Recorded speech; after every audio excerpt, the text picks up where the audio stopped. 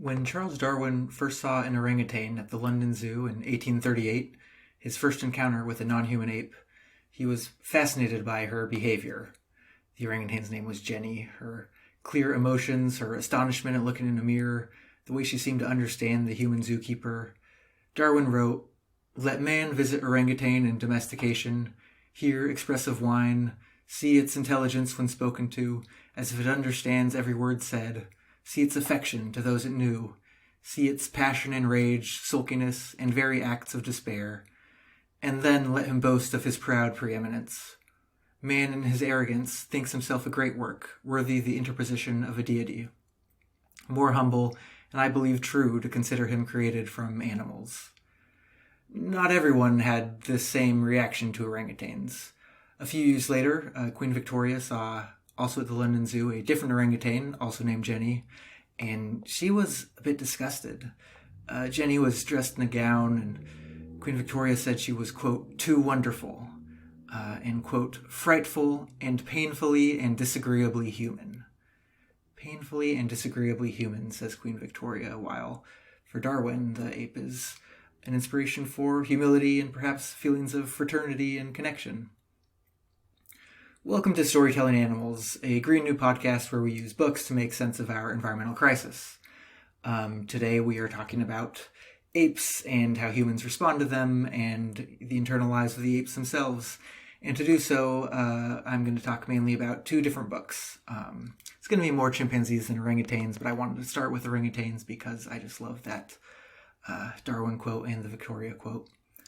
So the first book we're going to talk about is a novel called Talk to Me by T.C.Boyle that came out last year in September, I believe. And the other is a nonfiction book that came out around the same time, The Nutmeg's Curse, Parable for a Planet in Crisis by Amitav Ghosh.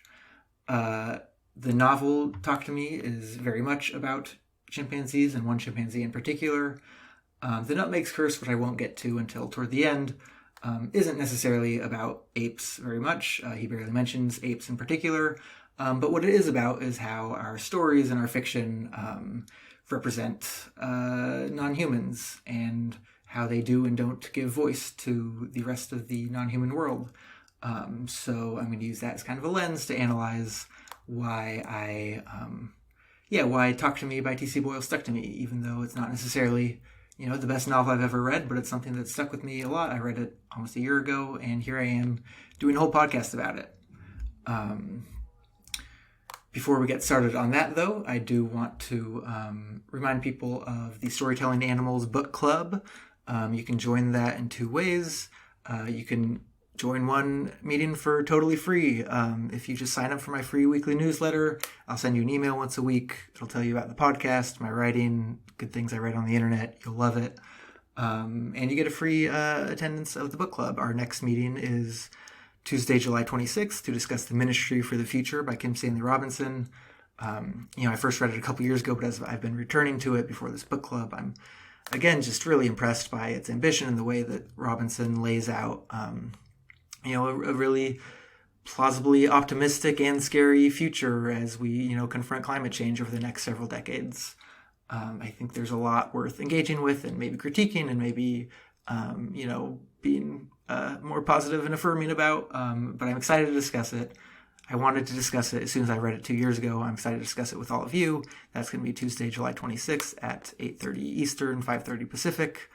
Again, if you want to join, either join the free weekly newsletter, or you can join the book club on a more permanent basis by supporting this podcast on Patreon at $7 a month. That's less than $2 an episode, and you get to join the book club, and you get early access to episodes. You get to ask me things, stuff like that. There are other levels you can join the podcast at, more per month or less. On patreon.com/storytellingpod. That's how this podcast is funded. That's going to help me. I'm planning to update my website in the next month or so. I'm planning to, try some different software, and all your support helps me do that, helps me spend more time doing this and less time doing other things that might demand my attention. Okay, so that takes care of housekeeping. Let's get started with Talk to Me and the Nutmeg's Curse.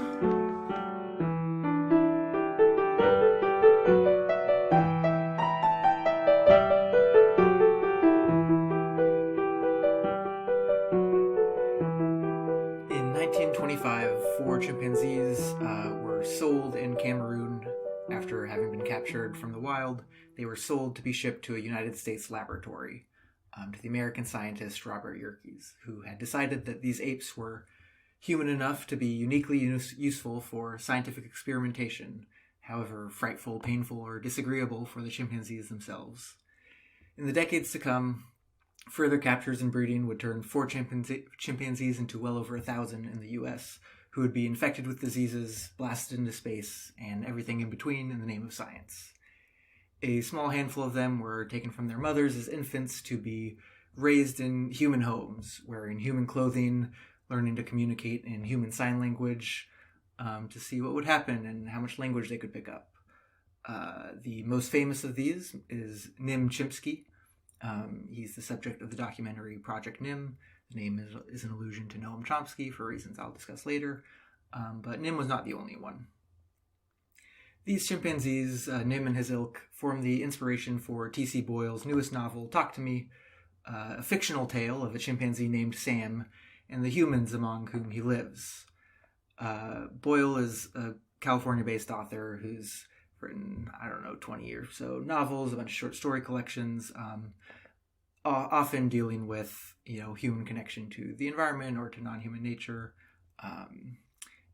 So his latest novels, Talk to Me. When California undergraduate Amy Villard first sees Sam, the chimpanzee, on a game show in 1978 in the novel, Sam is wearing diapers and a polo shirt. Amy's reaction is much more Darwin than Queen Victoria. Quote, it was as if a door that had been closed all her life had suddenly swung open, Boyle writes. People talk about life on other planets, Amy thinks, but this was right here in front of us, a whole other consciousness just waiting to be unlocked. Did apes have God? Did they dream, make wishes? In the pages that follow, Boyle explores many different ways of responding to an ape. Amy's fascination, other people's fear. Some are humble, some have an urge to control. Some, have that Victorian revulsion. Some use the apes, or see the apes kind of as a careerist instrumental, through a careerist instrumental lens. And a lot of people see the ape, Sam in particular, and think, isn't he cute? But what sets this book apart is that his interest is not merely in the human responses to Sam, but on the experience of Sam himself. So Talk to Me is set primarily in the late 1970s and early 80s, and it's about Sam, who is like Nim, a chimpanzee taught to use sign language. The other 2 main characters are Guy, who's a self-aggrandizing professor who sees Sam as a ticket to fame and professional success, and then Amy, who becomes Guy's assistant and undergrad caretaker, who genuinely loves Sam. And the 3 live together in Guy's house and form a dysfunctional and quite chaotic family. Most of the text is through either Guy or Amy's perspective, but every other chapter is told from Sam's perspective. And though these are shorter than the other chapters, they were to me the most memorable, attempting to render Sam's own frightened and confused internal monologue, and kind of showing the cost of putting other animals under our control, no matter how well intentioned. These striking passages lend a dark undertone to the sometimes madcap adventures of the main plot. So in chapter 1, when Amy has her revelation about wanting to know Sam, does he know God, etc., she finds out that Guy is the professor studying Sam, happens to work at her university and happens to have an opening for an assistant. So Amy ends up Guy's assistant, and when you're reading the first chapter, maybe you think, things are going well for Amy, where's this going to go? But chapter 2 flips that on its head when it introduces us to Sam's perspective. It begins, he didn't have a word for words, or not yet anyway, but he knew words all the same. He knew key, he knew lock, he knew out. He was a prisoner, though he didn't have a word for that either, and even if he did, it would have been meaningless. Key, lock, and out are rendered in all caps here, a technique Boyle uses to show the words that Sam would know a sign for. Boyle goes on that Sam wanted his blanket, a blanket, any blanket. He was cold. He was distraught. He rocked from side to side. He stared at nothing. He plucked the hairs from his arms, his chin, the crown of his head, trichotillomania, and he didn't know that term either. How could he? And what would it matter if he did? Would that get him out of here? The reader quickly figures out that this scene is set in the future. Sam is not going to be raised at Guy's house with Guy and Amy forever, but will eventually end up in a cage. Cage is another word rendered in all caps, a word Sam knows. This is more or less what happened to the real-life chimpanzees Sam is modeled on. And also, like these real-life chimpanzees, Sam begins this phase of his life with something like an identity crisis. Sam and other chimpanzees raised by humans are successfully able to sort photographs of humans and photographs of chimpanzees into two separate piles. However, Sam places the photo of himself in the pile with humans. So in the next perspective chapter for Sam, he puzzles in fear over, quote, the shapes in the other cages that showed their teeth and screeched at him like bugs. The real question, though, the persistent question, was what was he doing here? The book is divided into three main parts. So the first is, Amy gets the job and starts living at Guy's house and working with Sam.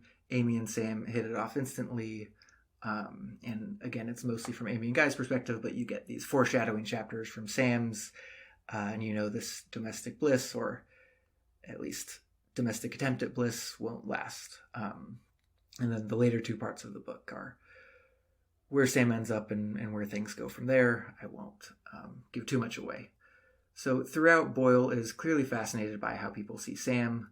In an early chapter written from Guy, the professor's perspective, after he hires Amy, he writes, "She seemed to have an instant connection with him, and the empathetic transference, as if she saw him as a child, a human child, and not simply a lab animal in a psychology experiment." A lot of people in the book associate Sam with a human child. At one point, Guy's trying to get on TV. He's in a TV station office. "He's so cute," one of the secretaries says.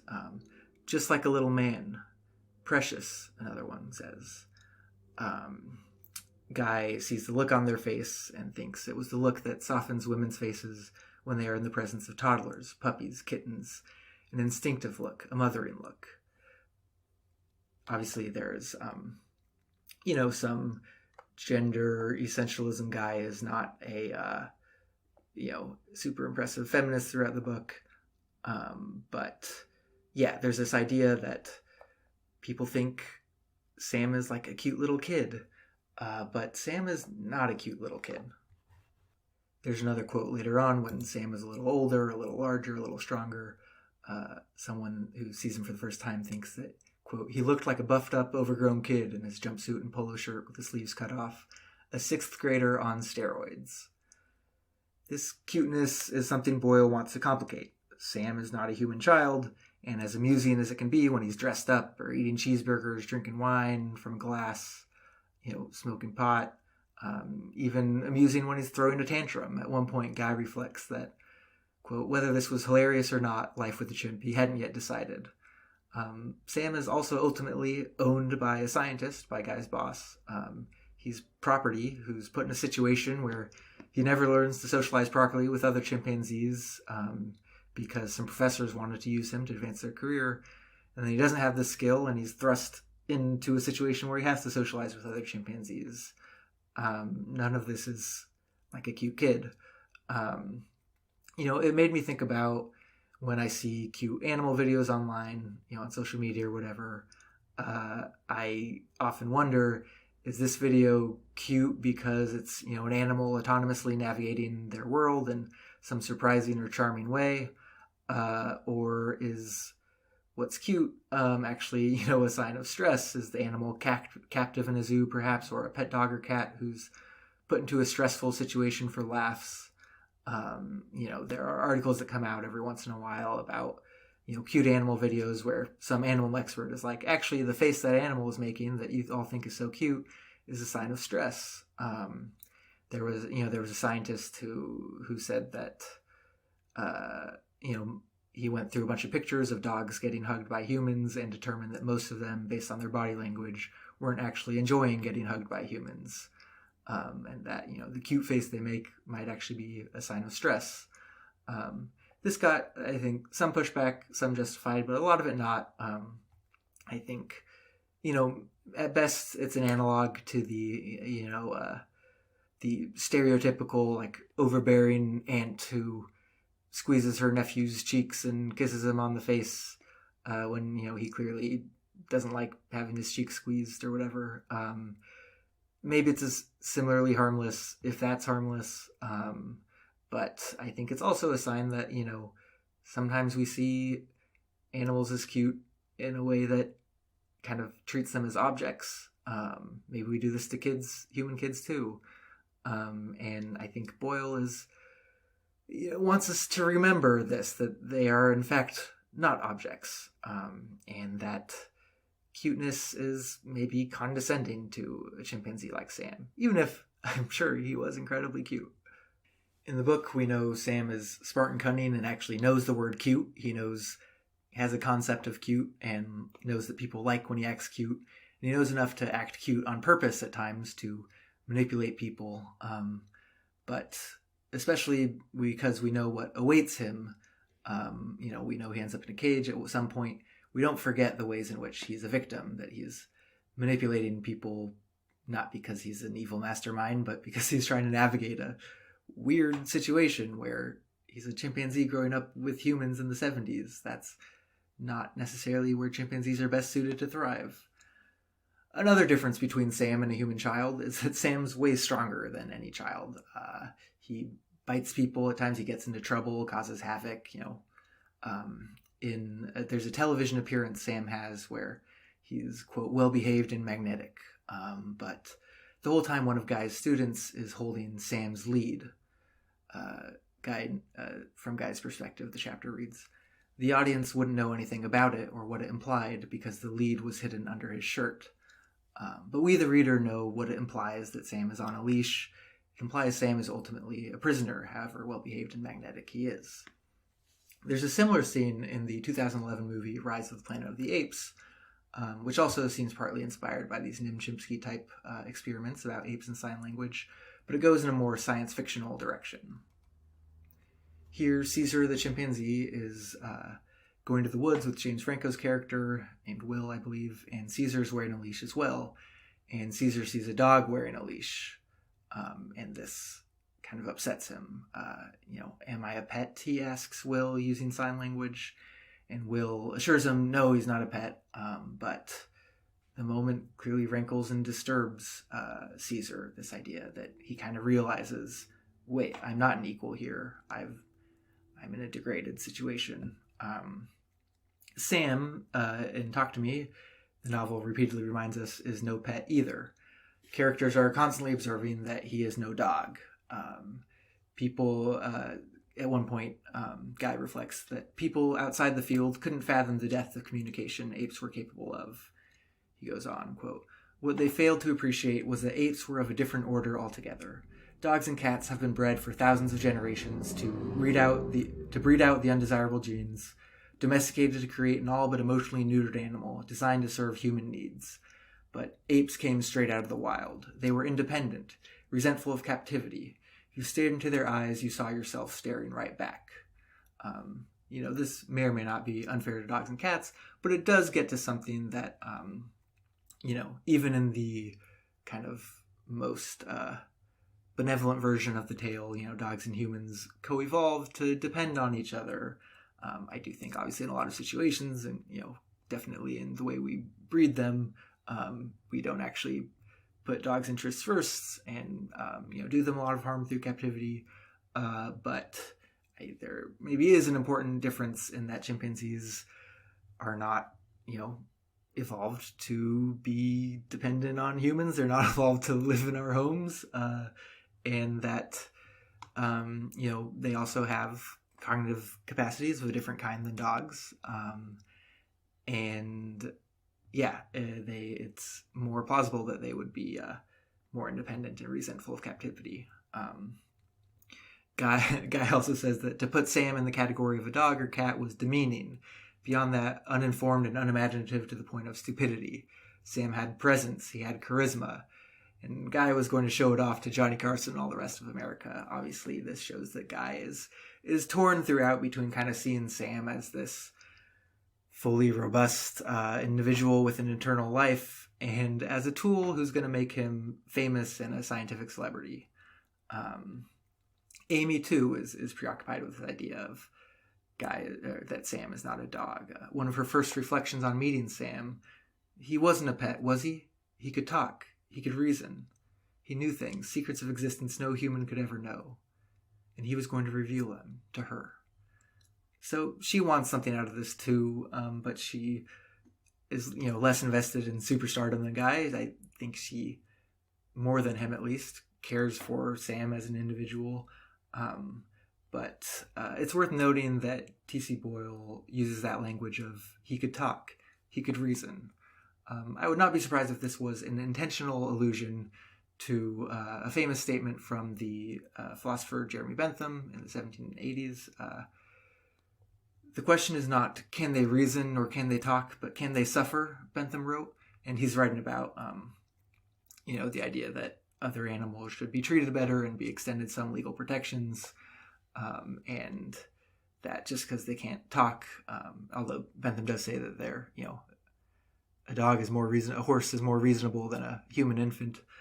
But he's saying that, being able to talk, being able to reason isn't necessarily grounds for ethical consideration. What matters is, can they suffer? It's worth noting that this did not turn Bentham into like an all-out animal rights activist. He still ate meat. He still justified some animal experimentation.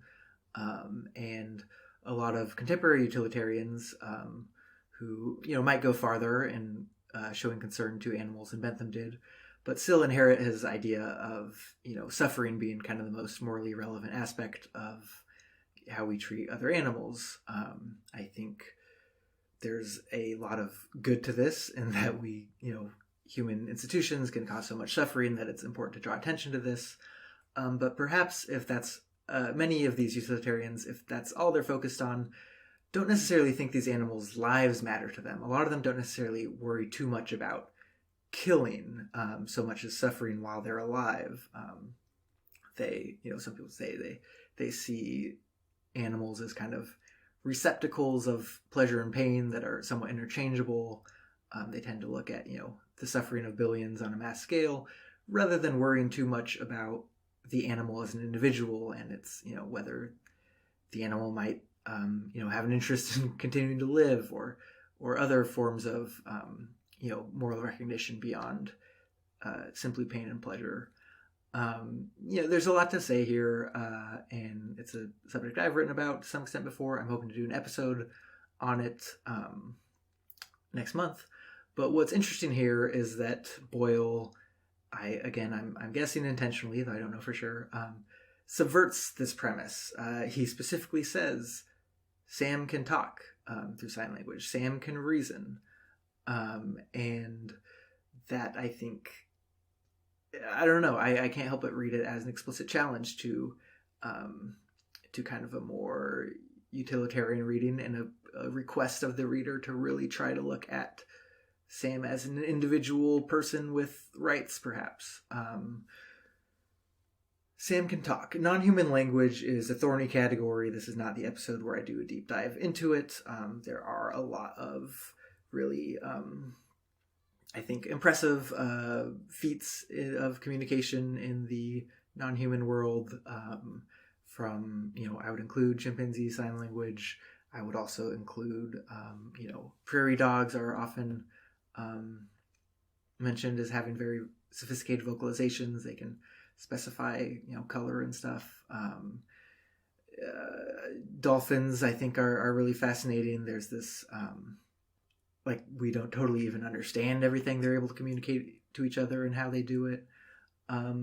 Yet a lot of people do still argue that sort of true symbolic language that is as flexible as our language is something uniquely human. And Noam Chomsky is someone who argues this and says that kind of chimpanzee sign language doesn't count. A challenge to this that many have made is sort of, if chimps have been able to learn a lot of sign language, why haven't we been able to become fluent in chimpanzee communication and language? That testing them on sign language and using that to determine whether they have full language capacities is stacking the deck, because it's making them play our game and we aren't able to play their game. But even so, they were able to do impressive things with sign language. Express novel ideas through signs they use signs appropriately. Some chimpanzees have been shown, making signs while they sleep. You might wonder what that suggests about their dreams. That was in the When Animals Dream book that I discussed a few weeks ago.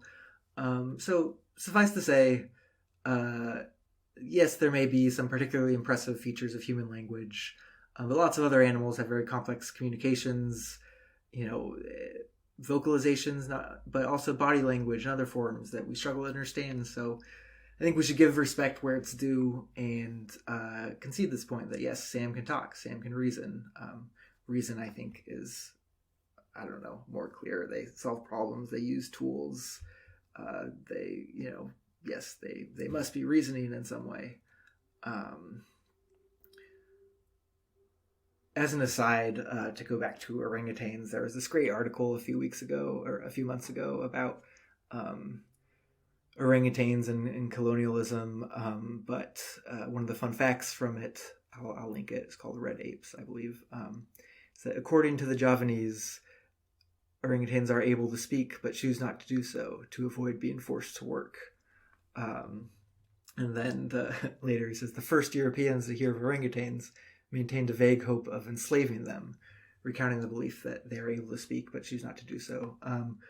So, maybe there's something worrisome in, maybe if we acknowledge that apes can speak, this wouldn't automatically mean we're going to treat them with more respect. It might just mean, we are then able to use them for more. And in a way, that's what, the scientists like Guy are doing. Guy is super impressed by Sam's capacities, but he doesn't want to set Sam free for it, or at least he doesn't only want that. He wants to use Sam for it. This is actually the premise of Conquest of the Planet of the Apes, which is from the 1970s. And it's what the recent Rise of the Apes movie is roughly based on. Is that basically apes become kind of this, it's set in the 60s or 70s, and apes become this sort of servant class, because humans have been able to train them to be servants. There's a lot of science fiction too, where when AI gets smart and is able to talk, artificial intelligence, then that's when they just also become enslaved or servants. And so it's not, automatic that recognizing other creatures' ability to talk and reason will mean that we will treat them with more respect. But I do think, hopefully many would agree, that it should mean that we treat them with more respect. However, there's another double-edged sword here with all this talk of talking and reasoning. On the one hand, I think coming to learn more about chimpanzees in particular can strike a powerful blow against the human-animal binary in general. Chimpanzees do share a lot with humans. Obviously, not only are they our closest genetic relative, but we are more closely related to chimpanzees genetically than chimpanzees are to gorillas or orangutans. They're close to us. And I think this means that getting to know chimpanzees really does undermine the idea that humans are the pinnacle of all creation, that we are supreme. Obviously, Jenny the orangutan did this for Darwin quite explicitly in his writing. And maybe that's what was so painful and disagreeable for Queen Victoria, is being forced with the idea that actually, humans aren't quite as unique or special as she had believed. Guy the scientist is I think sensitive to this. He really is impressed by Sam. At one point, he's trying to show Sam off to get another TV booking. Amy has dressed Sam in, quote, a miniature suit with a checked shirt and glossy red tie, and a pair of Converse high tops she'd found in the kids section of the local Foot Locker, also in red. Guy thinks he looked jaunty and casual and almost human, which was the point, exactly the point. If we could conceal our nakedness beneath blue jeans, skirts, blouses, and Hawaiian luau shirts, and go about constructing the world in our own image, then why couldn't another species do it too? or at least participate. We could reason, we could talk, and so could chimps. Again, there's reason and talk, the Bentham reference. And so Guy, who's not some selfless, benevolent figure, he's using Sam for his career, but he's still excited about this prospect of other species participating in constructing the world, which I think is a cool idea that acknowledges their agency and that we are all shaping our environments, that there's not some inert nature that humans alone control. Sam is almost human, he says, and with that comes some humility. Again, they're shades of Darwin. Later, one of my favorite lines in the novel, another character encounters Sam for the first time and thinks, "He was so human, but at the same time he wasn't, as if the whole point of him was to undermine the human species." To undermine the human species. Later, she shook Sam's hand with its long fingers and calloused knuckles, and it was just like shaking hands with anybody else. I think this idea that chimps can undermine the human species is relevant in animal activism today.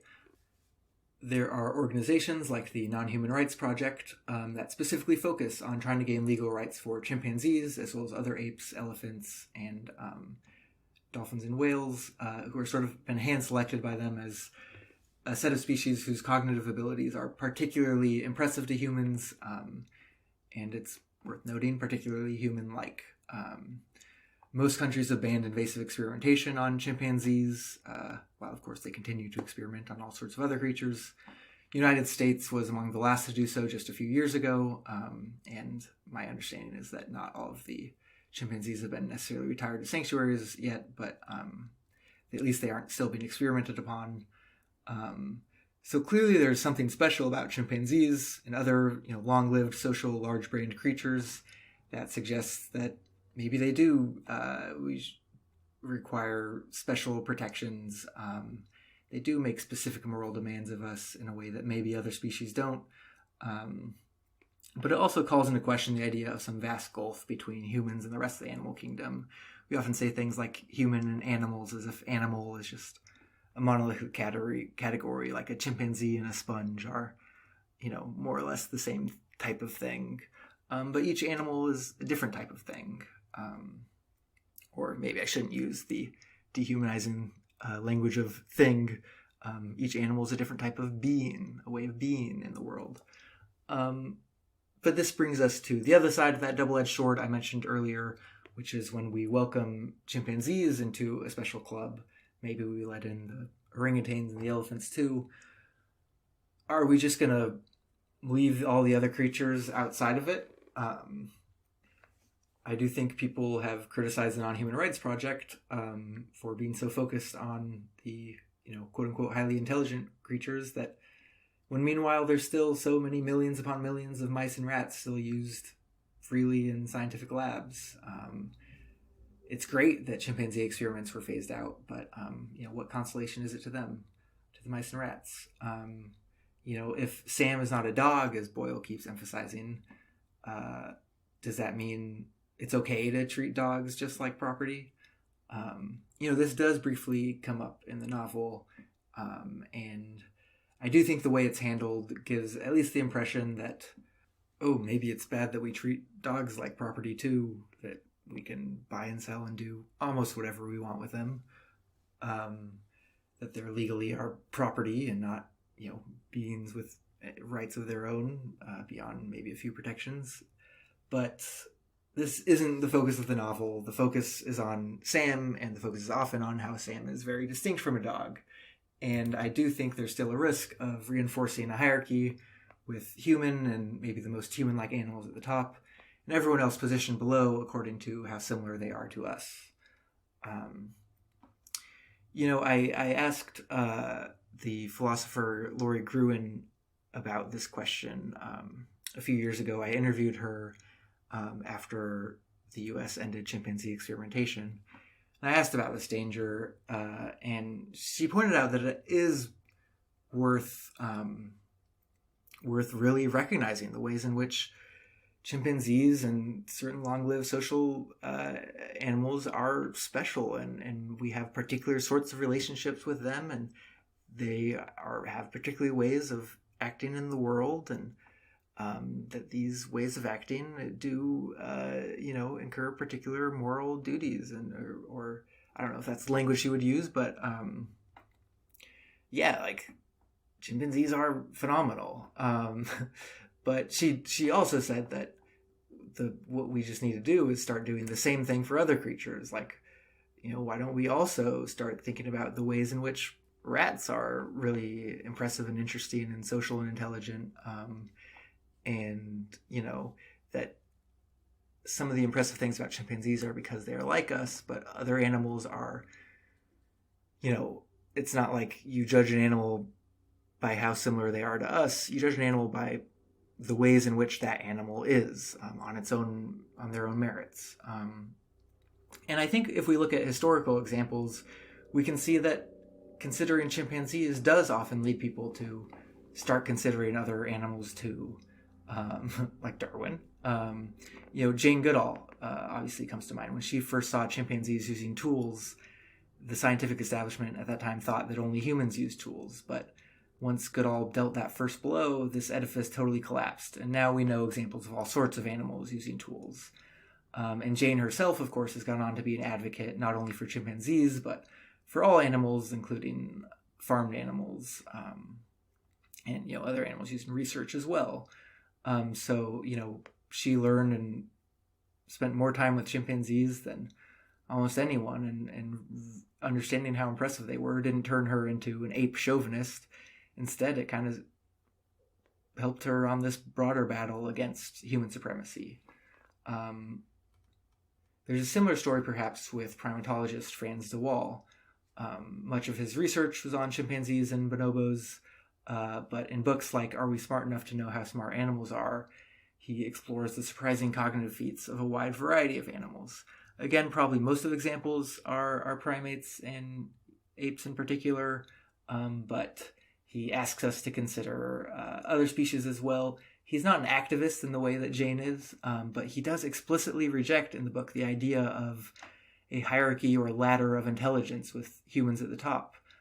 He's also interested in this idea that different animals are good at different things, shaped by their needs and environments.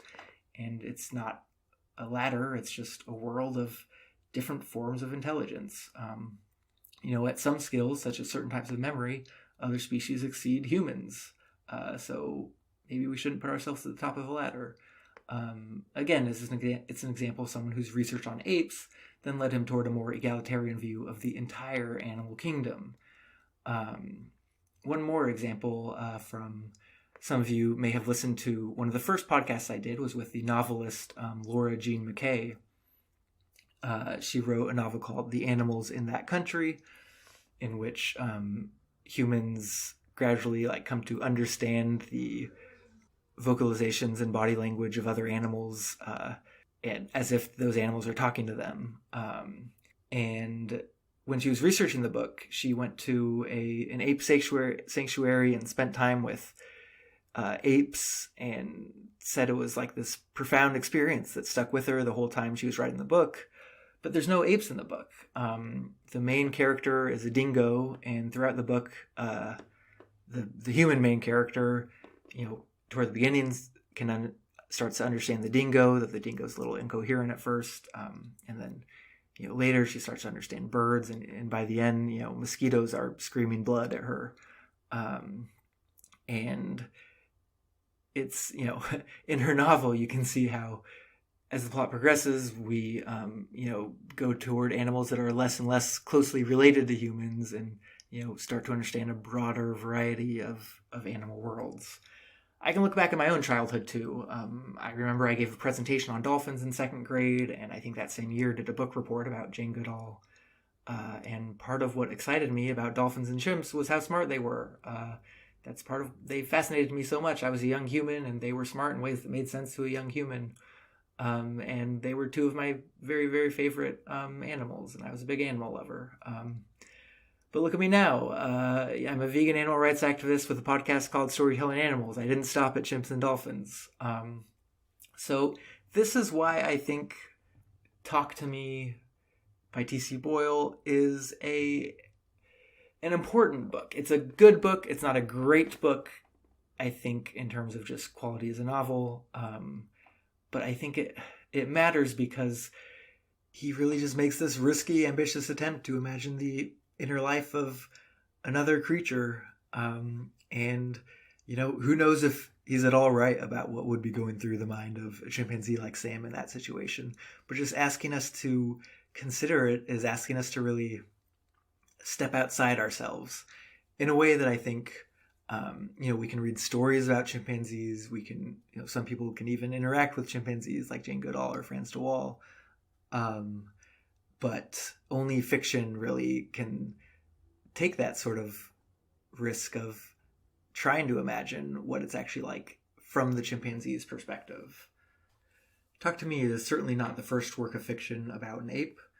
You can look back to Kafka's Report to the Academy, the original Planet of the Apes novel, the ensuing movies. In the last decade or so, there have actually been kind of a lot of literary fiction novels about chimpanzees, from Life of Pi author Jan Martel's The High Mountains of Portugal to Benjamin Hale's The Evolution of Bruno Littlemore. There's a bunch more.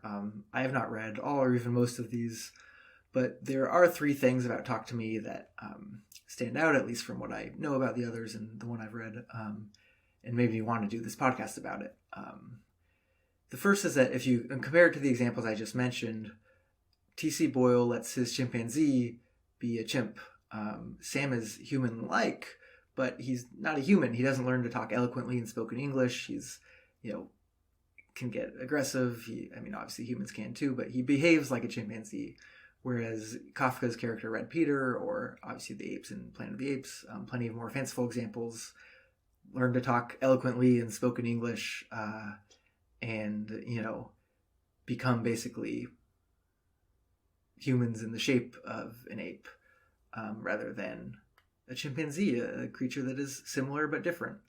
In fact, Boyle's first title for the novel before he settled on Talk to Me was The Familiar. To be clear, I don't think this makes it better or worse as a novel. I think fiction writers can make their own choices, but having a non-human main character who isn't just a hairy human might do more to destabilize and blur the lines between human and other, might just disorient us a little more. The second thing is that it spends a decent amount of time in the head of this creature, exploring this fundamentally other mind. One of my favorite novels of the last 10 years is We Are All Completely Beside Ourselves by Karen Joy Fowler.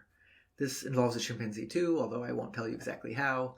But the story is ultimately about the humans, maybe their response to the chimpanzee, but also their memories and how they're shaped by childhood trauma. And it's a great novel. I think it's a better novel than Talk to Me, but it doesn't go quite as far to subvert the primacy of the human perspective. And the third thing of interest is that it's actually less overtly political than some of these. In We Are All Completely Beside Ourselves, for example, there's a character who's an underground animal rights activist, which is honestly pretty typical for books covering these themes. I read a lot of books about, environmental novels about environmental issues or animal issues, and they almost all have underground activists. Boyle himself has written environmental novels with political activist main characters. There's 2000's A Friend of the Earth, 2011's When the Killing's Done. Both of these are very much about how humans relate to the other creatures, but even if the main characters themselves are radically opposed to anthropocentrism, human-centered worldview, the main characters are still all humans. By contrast, neither Guy nor Amy seems particularly invested in any sort of broader pro-animal politics. Amy does seem to eat a lot of vegetarian food, but I think not entirely. I read it almost a year ago, so I might be wrong there, but I think she does eat meat at one point. But instead, what Amy is interested in is Sam, a particular individual who happens to be a chimpanzee. After it was going to be called The Familiar, Boyle was then going to call it I Am Sam. The epigraph is still I am Sam, Sam I am, from Dr. Seuss's Green Eggs and Ham. What is provocative here is that Sam is not a stand-in for all other animals or even a stand-in for all their chimpanzees. He asks us to look at Sam as a unique character in the novel and understand, each other animal as a particular distinct being. I think this, even if it's not,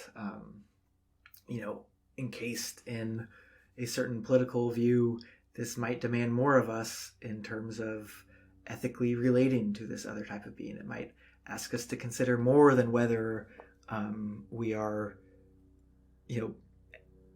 particularly abusing them or particularly, torturing them, having them in a small cage, or killing them or letting them be. It asks us to consider more about what does Sam need to thrive and flourish and, be his full self.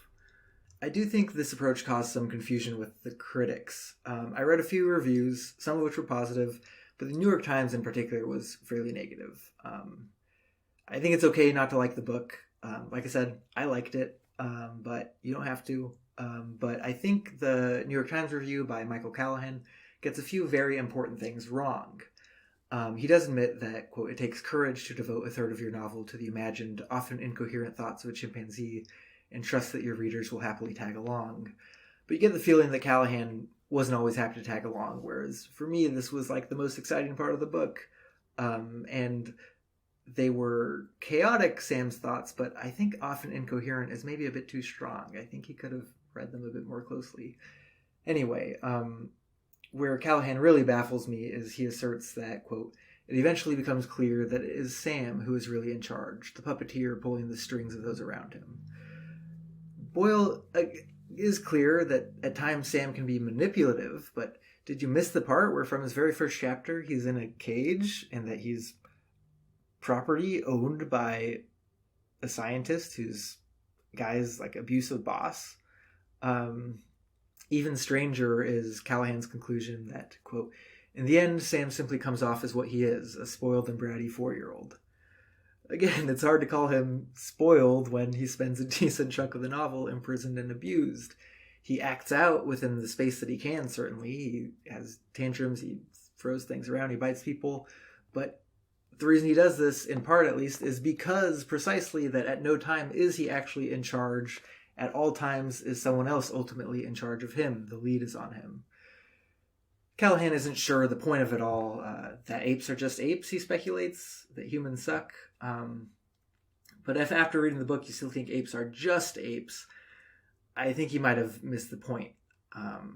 Apes are apes, but there's nothing just about it. Sam is an ape, but he's not just an ape. He is Sam. I am Sam, Sam I am. I'm not bringing this up just to beat up on Callahan or the New York Times. I think people just might not be accustomed to a literary realist fiction novel where, it's not sci-fi or fantasy or something, where a non-human character is on equal footing with the humans. It reminds me a bit of the reaction to Rise of the Planet of the Apes and the Dawn of the Planet of the Apes movies in 2011 and 2014, I believe. For some awards, Andy Serkis, who played the lead chimpanzee Caesar through motion capture, was nominated for Best Supporting Actor, which is absurd. I recently rewatched the movie, and Caesar is obviously the main character. He's not a supporting character. Like, James Franco is important to the movie, but when they separate, we spend way more time with Caesar than we do with James Franco. Reviews also complained that the human characters were not as interesting as the ape characters for those movies, which, to be clear, is a fair complaint. It's, if you want better fleshed out characters, that's an okay thing to want. Same in this. Even some of the positive reviews thought maybe Amy and Guy were relatively stock types and not that interesting. I think, I don't know, it works for me because Boyle is a satirist and he is emphasizing the color of Sam, but I get it if you want them to be better fleshed out or if you were dissatisfied with them. But I also think that maybe people want more from them because they weren't really expecting a chimpanzee to be the true star. I don't have any other explanation for how you can read Sam's struggle to navigate a life of captivity and abuse and being led about through a strange and unfamiliar world that's not designed for him, and take away only that he's a spoiled bratty 4-year-old. There must be something deeper going on here.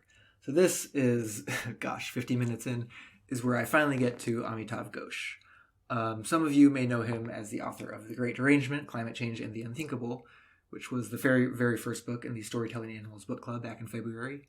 In that book, Ghosh makes the argument that the realist novel has done a poor job addressing the climate crisis, and in fact, its very realism partly prevents it from depicting climate chaos for a variety of reasons, including the fact that it's not prepared to show the non-human world, quote-unquote nature, as something with agency in a story. In that book, Ghosh actually lists Boyle as an exception.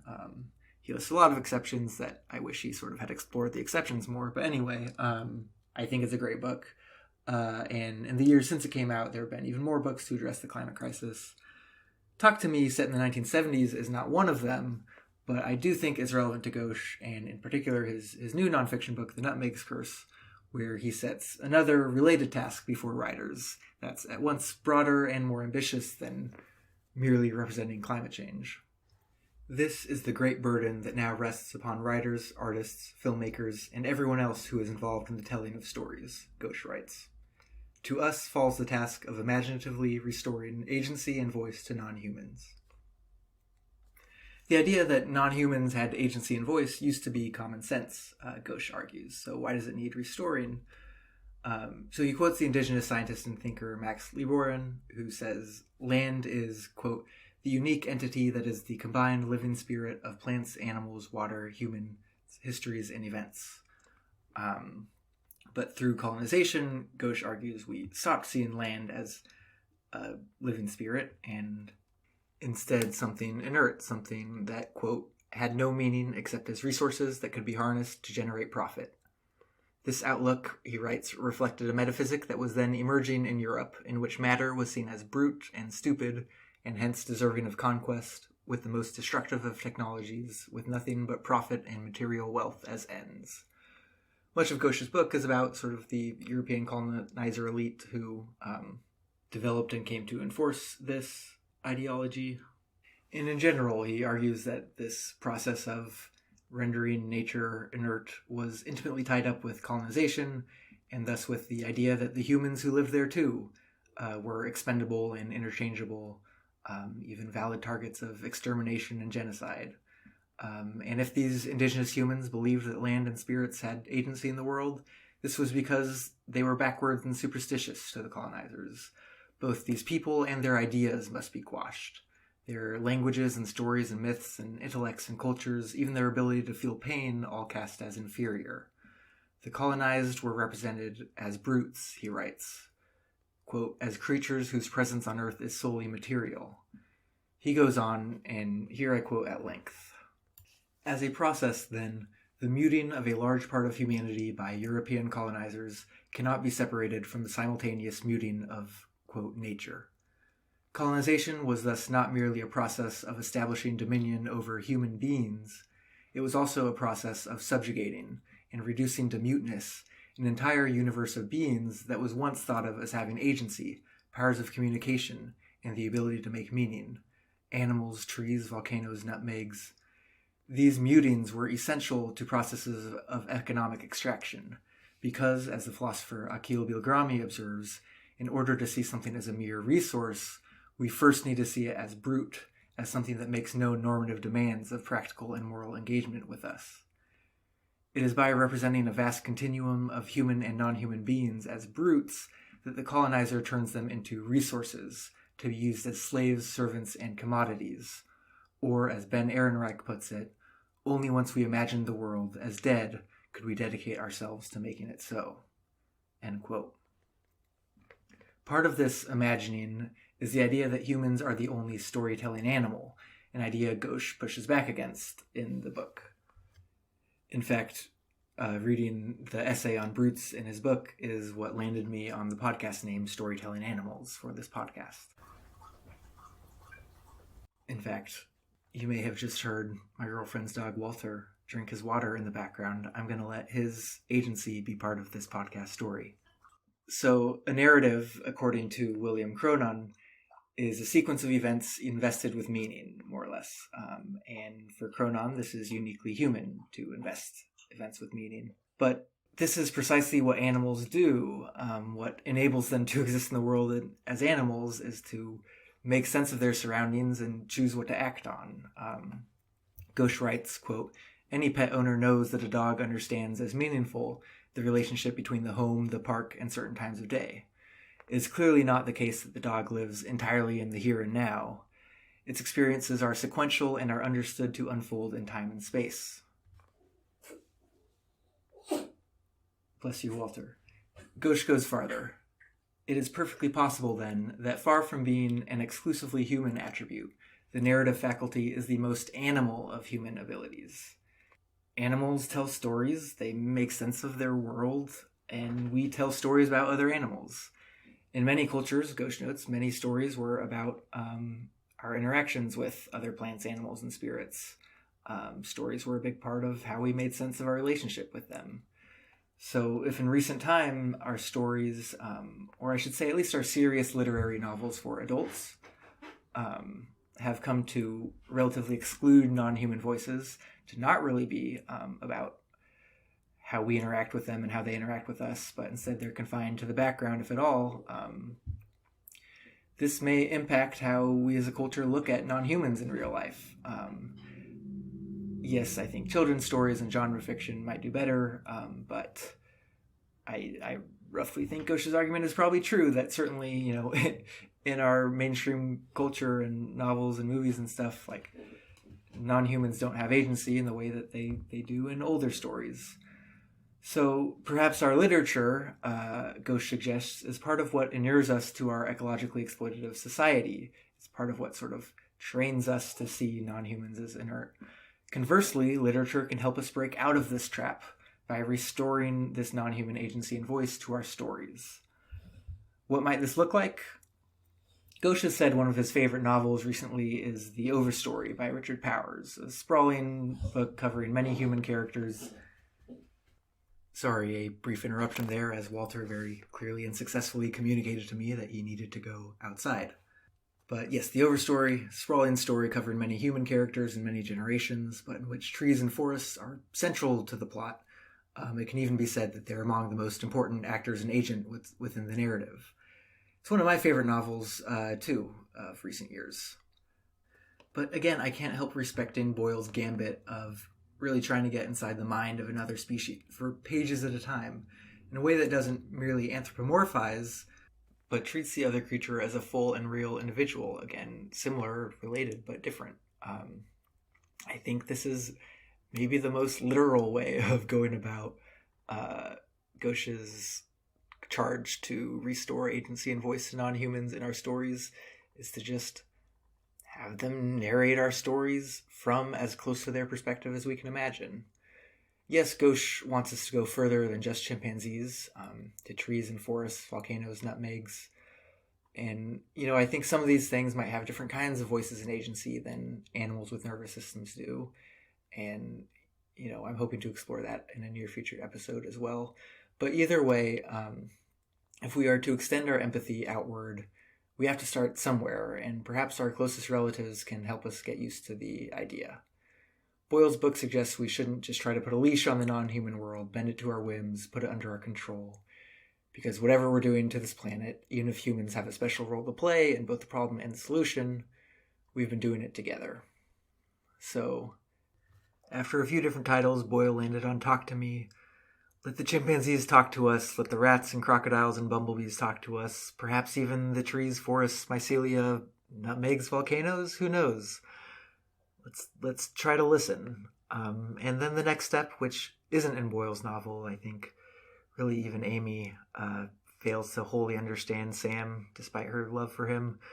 But maybe the next step is, once they've talked to us, once we've listened, really try to do our best to let what they say shape how we all live together. And maybe this is a way toward a less exploitative relationship with the rest of the world, human and non-human. Ghosh suggests that it is. I think The Nutmeg's Curse is one of my favorite books, maybe my favorite nonfiction book on climate change that I've ever read. So even if I don't agree with everything in it, he's convinced me of that. And we're at an hour, so that's most of what I have to say about Talk to Me. Actually, I have even more to say about Talk to Me, but I'm not going to subject you to it. Might be some mild spoilers in there.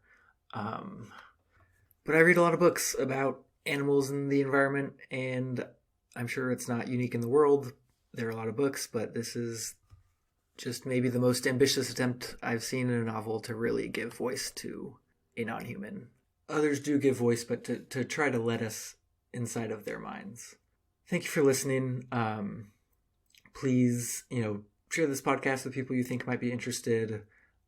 Please like it, follow it, subscribe. Also consider signing up for my free weekly email list so that you get updates on the podcast. And also, I really appreciate any financial contribution to the Patreon. Any monthly payment you make allows me to keep doing this into the indefinite future. Have a good day.